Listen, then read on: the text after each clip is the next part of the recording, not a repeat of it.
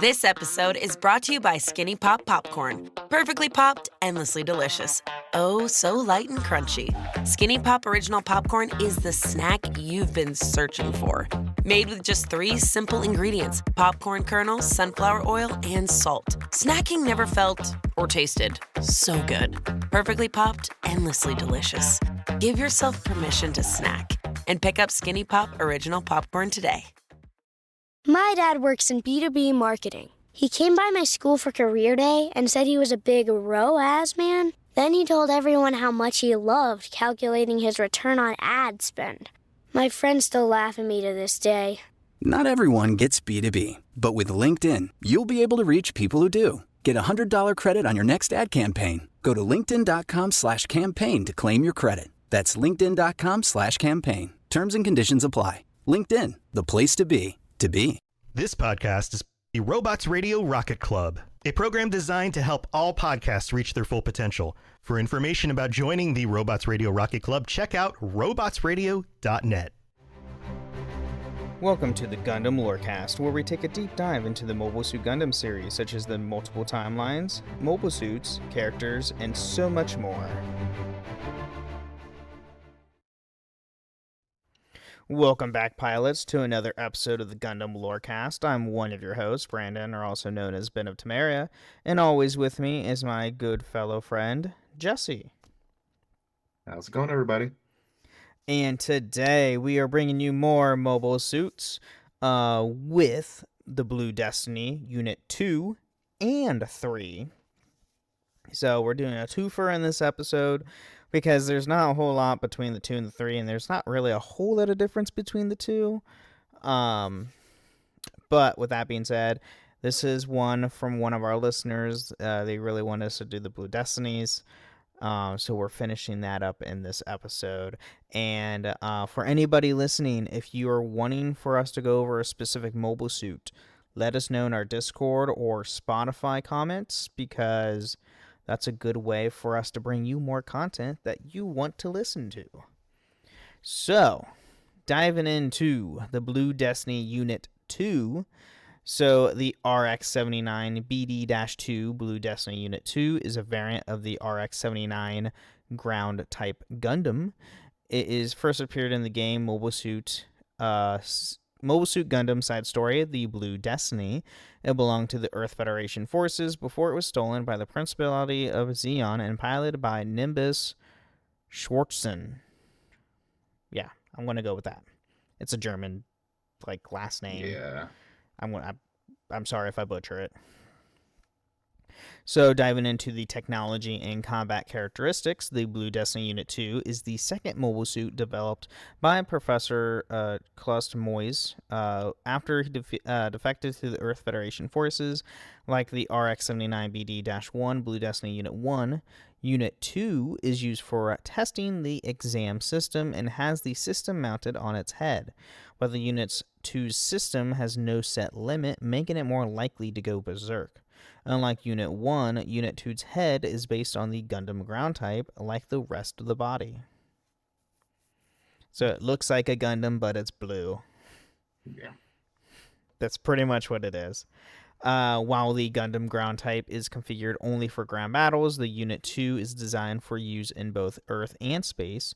This is achieved by changing its backpack and grants the suit high operational capacity and mobility in both environments. In terms of armaments, Unit 2 restrains the chest Vulcans and wired missiles from Unit 1, but uses the beam rifle of the Gundam ground type as its main range weapon, so the 100mm machine gun.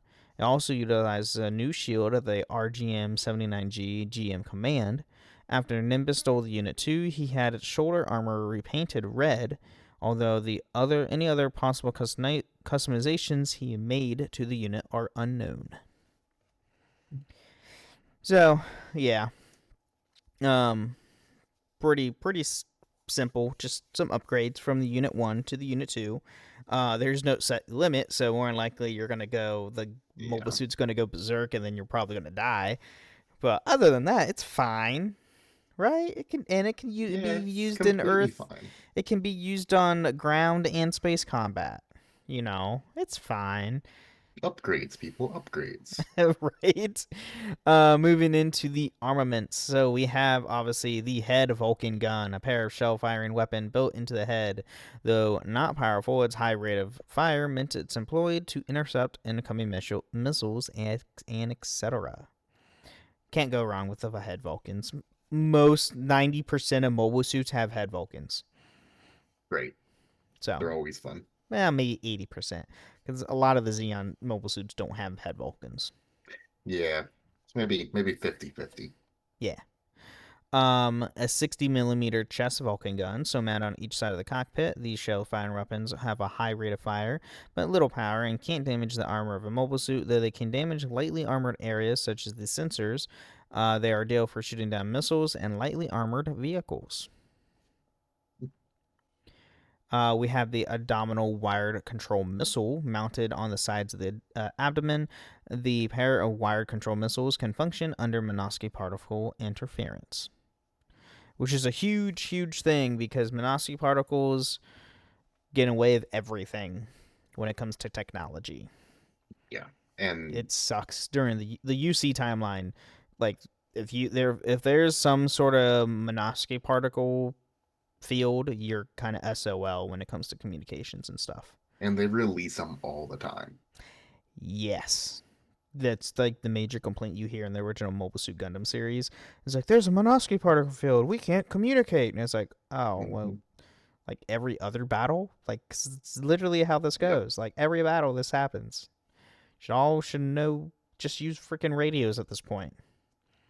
You want to have this problem. Right. I don't know. So we have the XB SAG-03 Beam Saber, the standard close-range armament for the most Federation mobile suits. The Beam Saber is a small device held in the mobile suit's hands when operated and is powered by a rechargeable energy capacitor. The Beam Saber emits a blade of plasma contained in an eye field that can cut through most armor not treated with anti-beam coating. The Blue Destiny Unit 2 has 2 Beam Sabers stored in its lower legs, backpack in the 2015 manga. One can be used as a reserve weapon, or both can be used simultaneously in a twin sword fashion. Which, honestly, let's be honest, if you're anything of a swordsman, I would always do 2, because twin swords are better than one sword. Yeah, they're always more fun. Right? For aesthetic purposes. That might not be the best concept in real life, but this is fun. Well, this is fun time. Sometimes, maybe, who knows? Aesthetically, more likely, yes. Twin daggers are better than 2 swords. Yeah. So, anyway, moving on to the YHI-YF MG-100 100mm machine gun, the standard armament of Federation Mobile Suit Ground Forces during the One-Year War. It was developed by Yashima Heavy Industries. It was alternate model number NFGMG type .37/100mm. Equipped with a box magazine and folding stock, it has an excellent rate of fire and easy to wield. It utilizes a smoothbore type barrel, and lacked rifling has to be replaced after firing 3,000 rounds.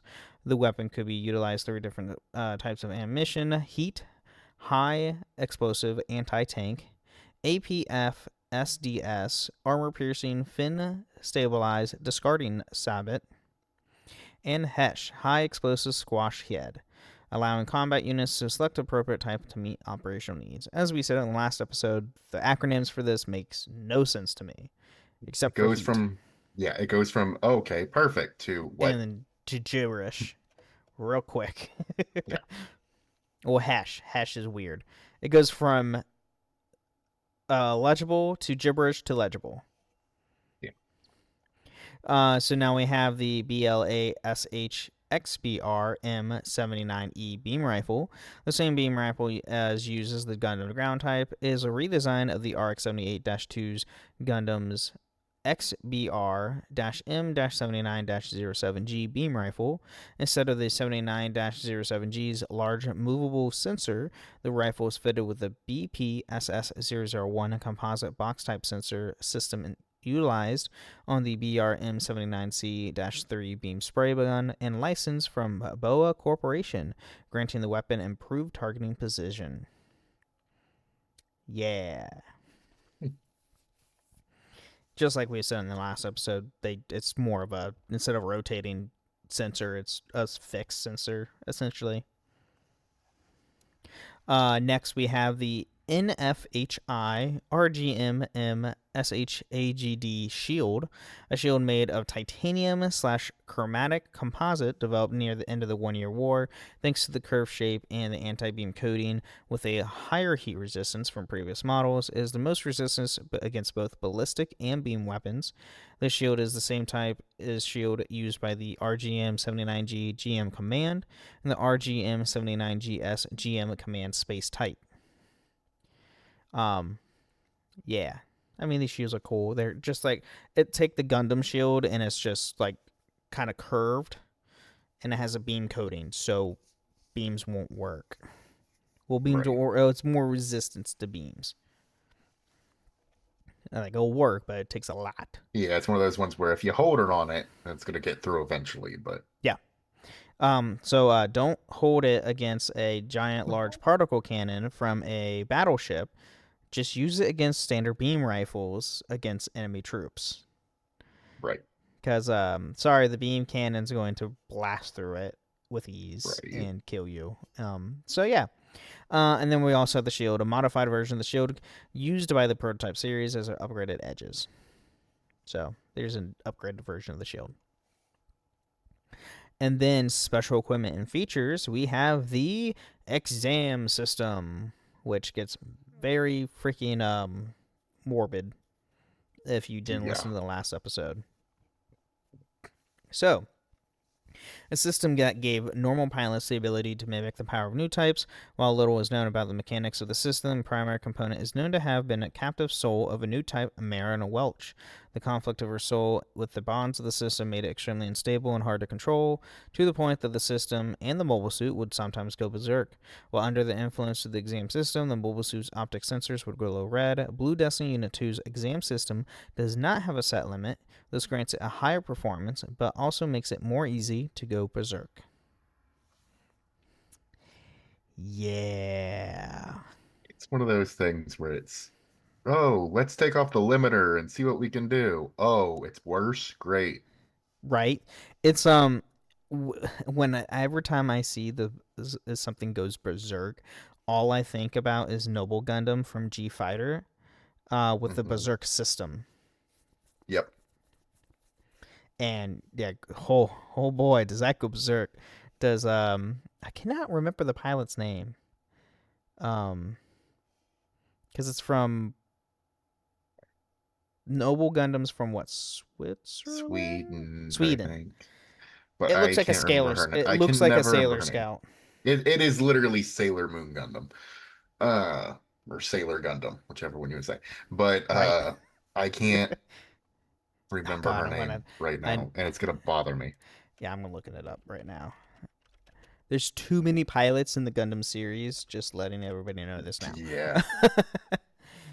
Noble Gundam. It is piloted by Allenby.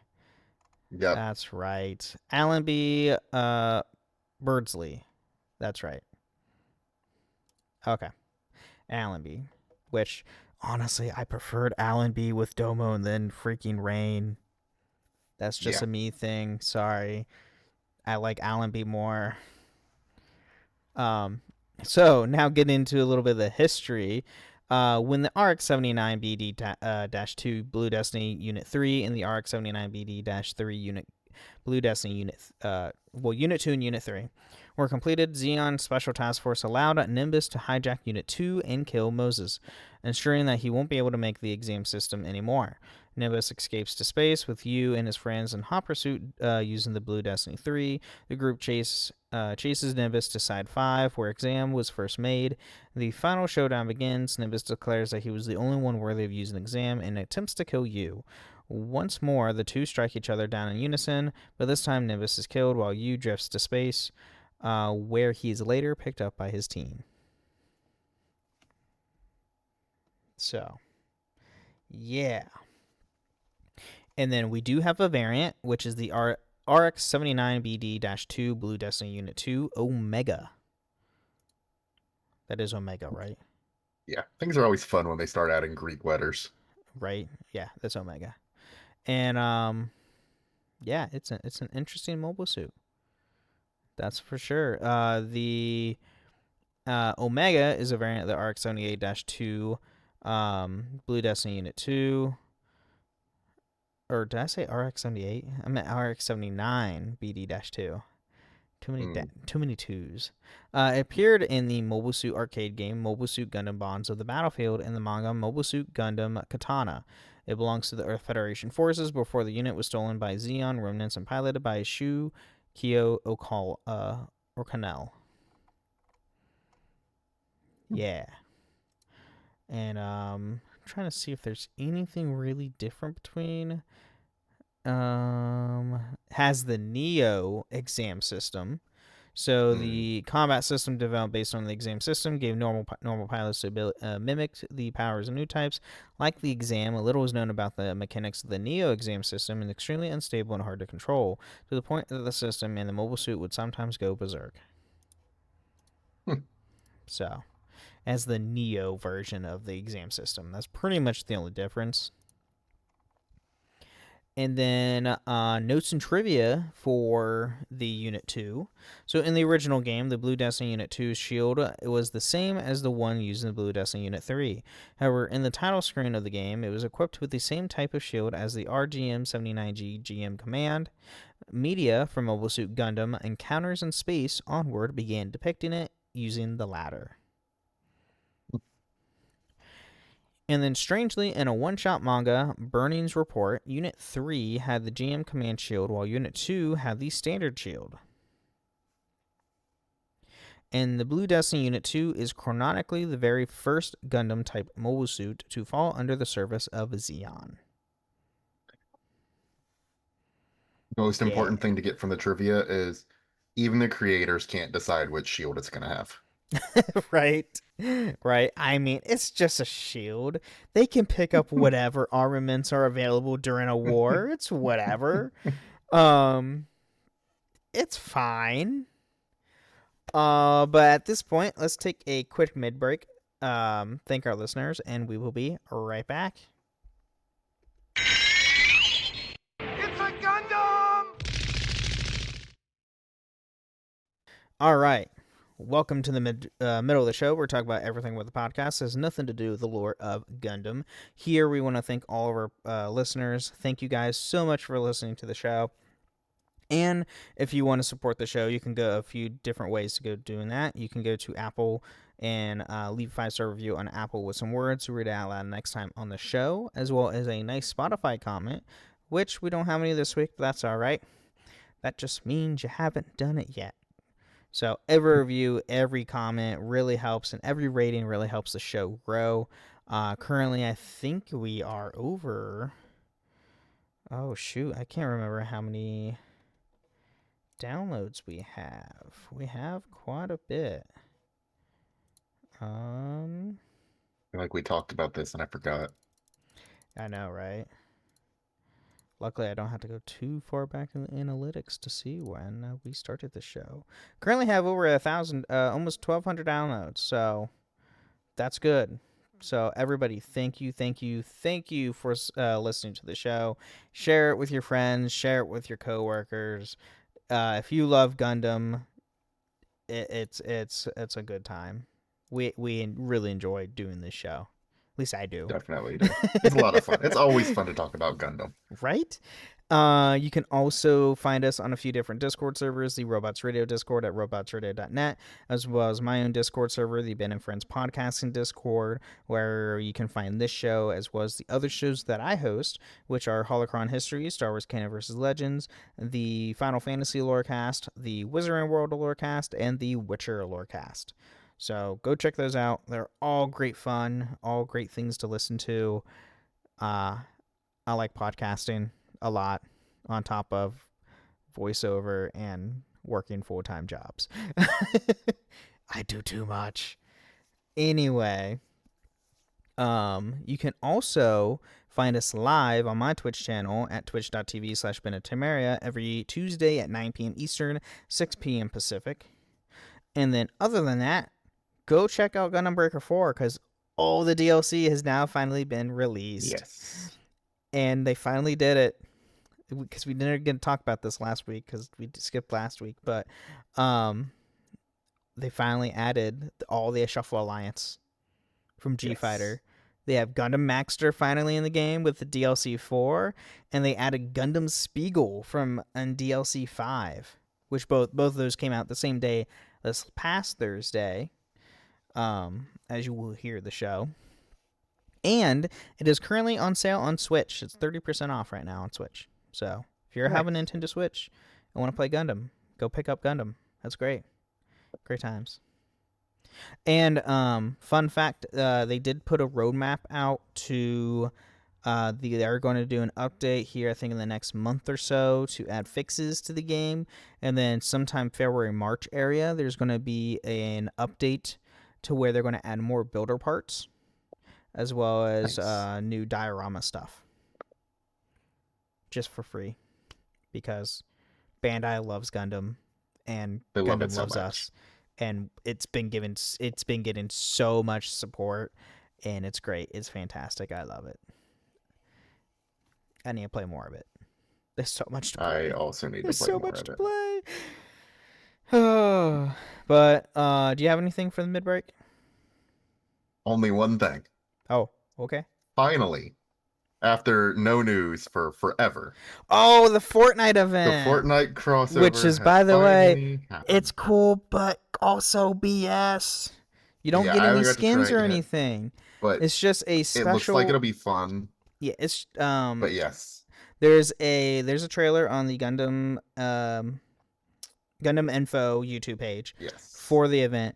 And it is literally, there's going to be an island code. You type in this island code in Fortnite, you can do this game mode. It's red versus blue, capture the flag style. And you see the Gundam EX versus the new Zaku Type F from the Requiem for Vengeance fighting each other. I mean, it looks really, really cool, but the problem... The island code is out as well, so you should be able to get to it. Yeah, you can get to the island code now and play this game mode for a limited time. I mean, it's cool, but like I was kind of hoping to see like Gundam skins or Gundam items in Fortnite, lack of skins and does bother me. They didn't do any of that. It's just here's an island and game mode. That's it. At the very least, they could have given us some of the pilots or something to be the playable characters. But who knows? Maybe this is a stepping stone of Gundam going into Fortnite. Who knows? Could be. Who knows? I don't know. I mean, this battle mode reminds me of the Godzilla versus Kong Warzone mode they did. Yeah. It's literally what this is. It's pretty much what it seems like it is. But with that being said, let's get back into more of the Blue Destiny.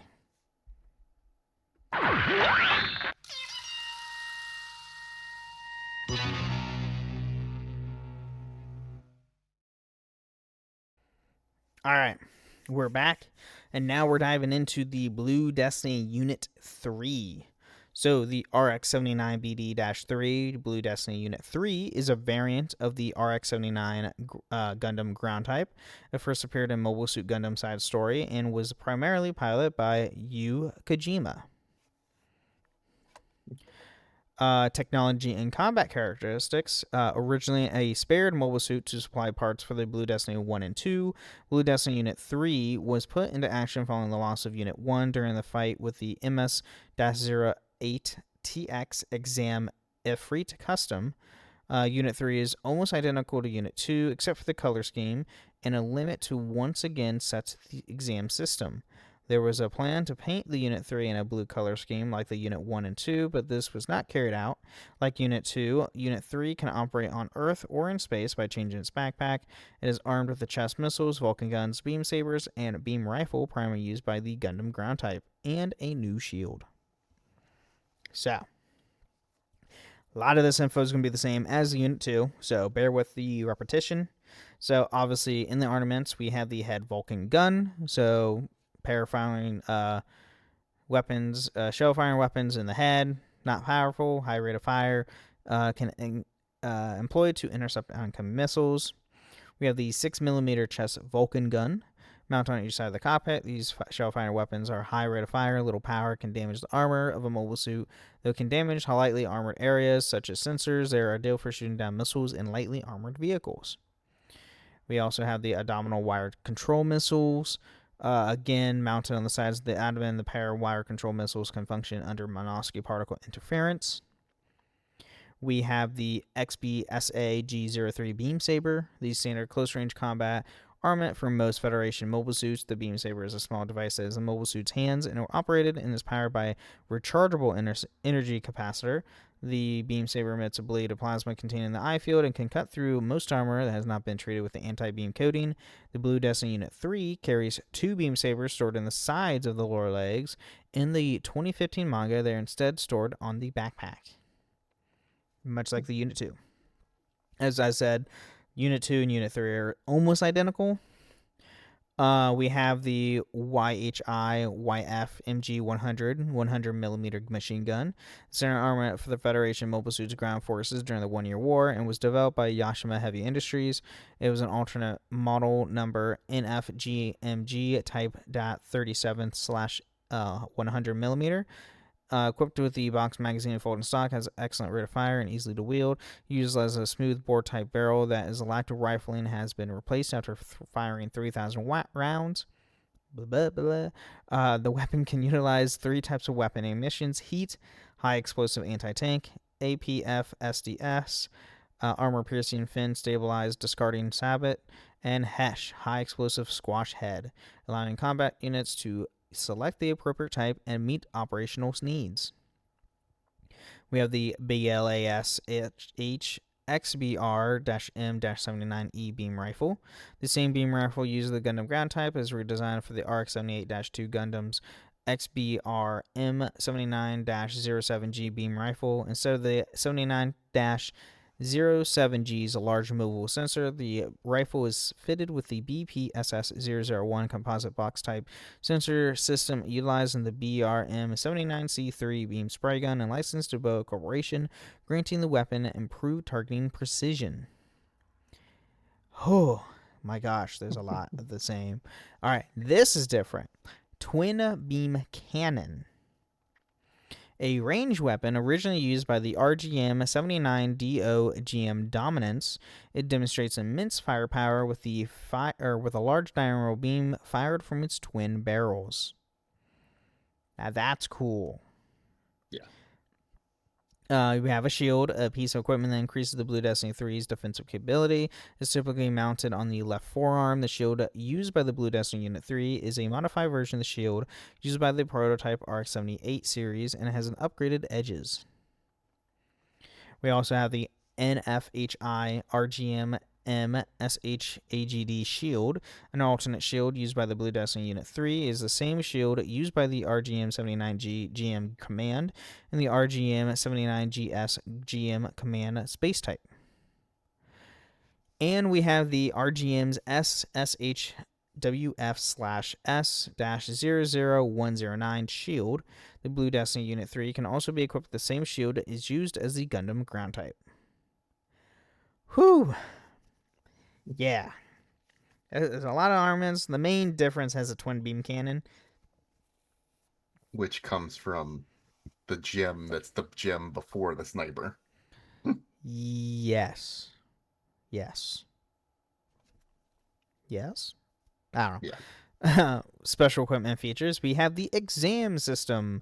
Again, a system that gave normal pilots the ability to mimic the power of new types. While little is known about the mechanics of the system, primary component is to have been the captive soul of the new type Marin Welch. The conflict of her soul bonds with the system is extremely unstable and hard to control to the point of the system, and the mobile suit would sometimes go berserk. While under the influence of the exam system, the mobile suit's optical sensors would glow red.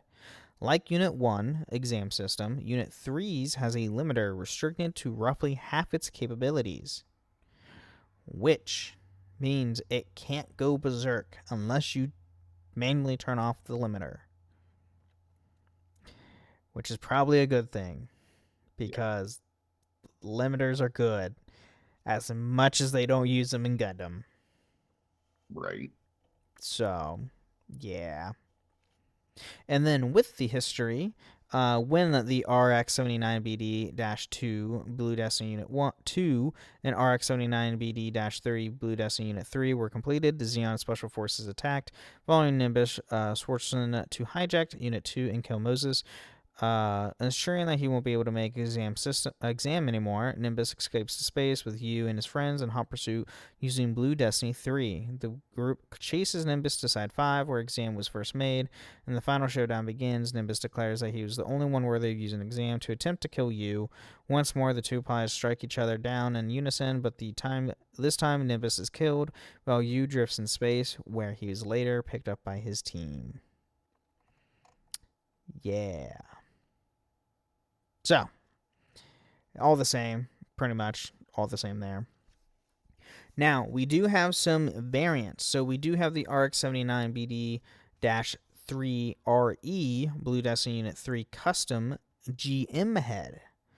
When instead of a Gundam head, it's a GM head. And by the way, the Blue Destiny Unit 3 is not blue. It's in the standard white and black color scheme as the standard Gundam ground type.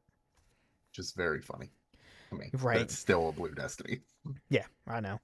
A variant that appeared in the manga, Gundam EXA, Anaheim Electronics recovered the damaged Blue Destiny Unit 2 and Unit 3 and repaired them after the war for technical research. The machine was fitted with the head from the GM ground type, like the Blue Destiny Unit 1, as a replacement parts for the Gundam ground type were not available. It was also an incomplete exam system, but this system is fully operational when the mobile suit is piloted by Marin Welch. Which is the person that gets trapped in the exam system. Yeah. Yeah. Which is, this whole entire, like, because it's based, the side story is a game, so it's a light novel game with the combat and stuff. I don't remember when the game even released, honestly. Here, let me... It came out on the Sega Saturn. Oh, dear God.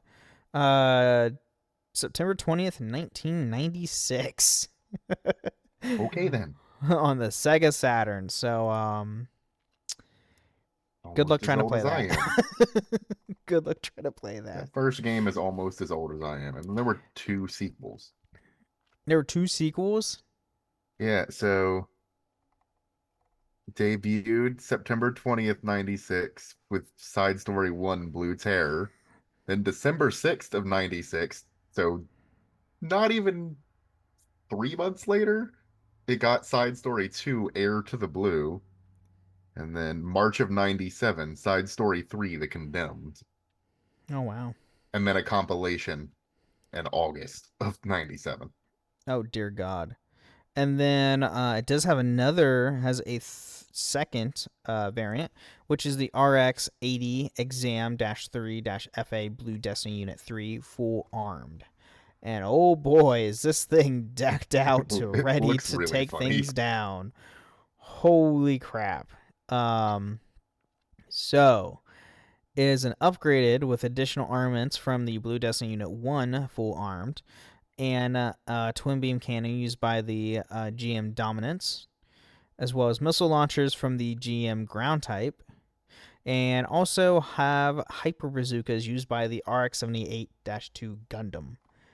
This thing is decked out to literally take down an entire nation. If you look at the picture of it, it straight up looks like a little kid was like, well, I have all of these. Yeah, pretty much. It's like, I have all these weapons. I'm going to equip them all at once. Yeah. Boom, boom, boom. Yep, pretty much. Oh my God, it's no thought for how they work. No, not at all. Not at all.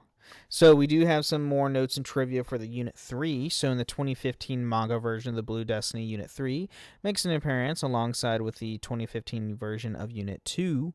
And Mobile Breaker Mobile as one of the gunplas for the game. The unit can be attained during the year-end/New Year event called The One Who Judged, where it can be obtained at the 3-star event Coin Exchange shop.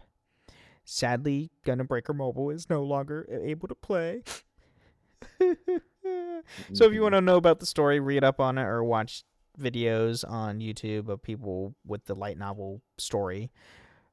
I will say I loved that game so much. I loved it so much, and it no longer exists. Yep.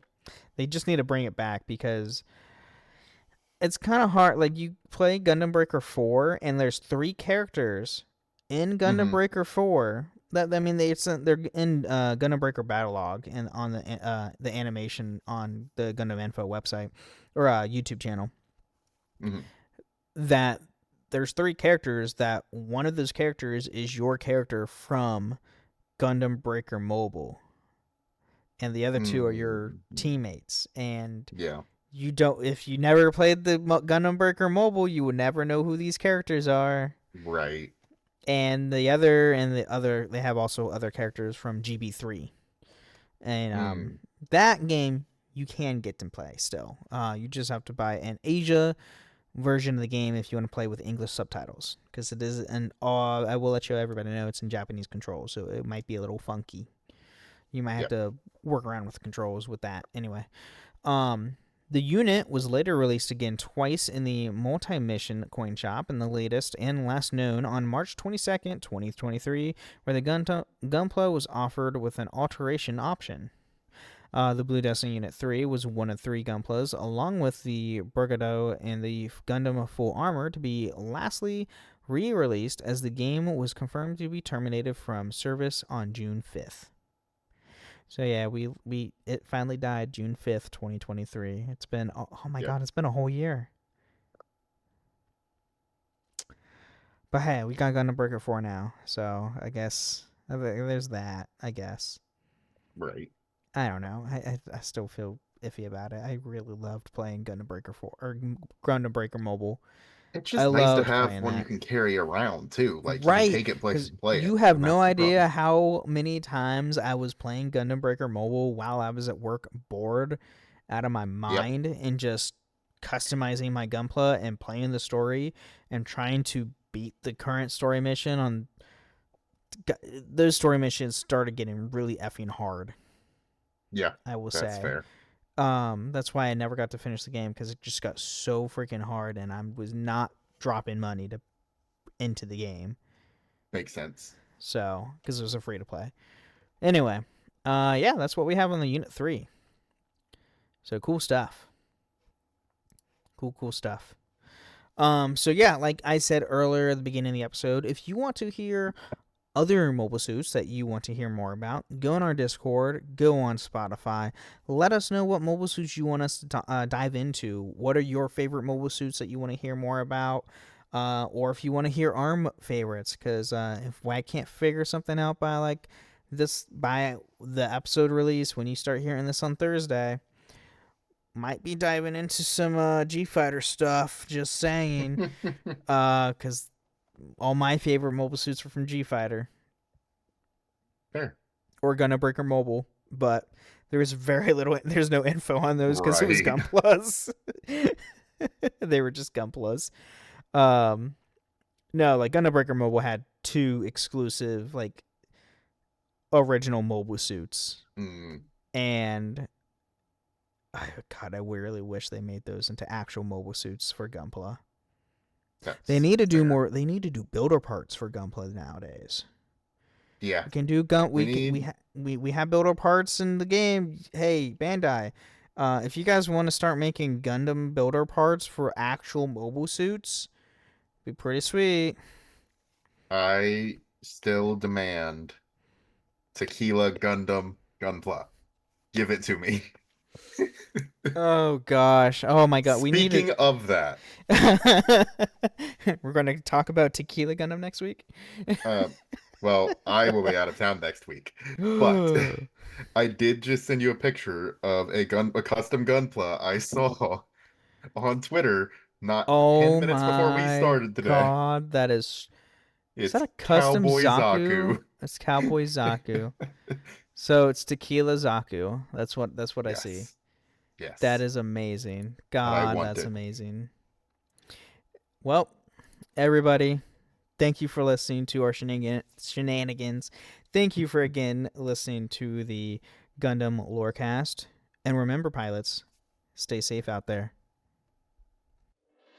Thank you for listening to the Gundam Lorecast. You can find us on the Robots Radio Discord at robotsradio.net, the Ben and Friends podcasting Discord, where you can share how you got into the Gundam series, and you can even find us on Twitter at Gundam Lorecast, and even email us at gundamlorecast@outlook.com.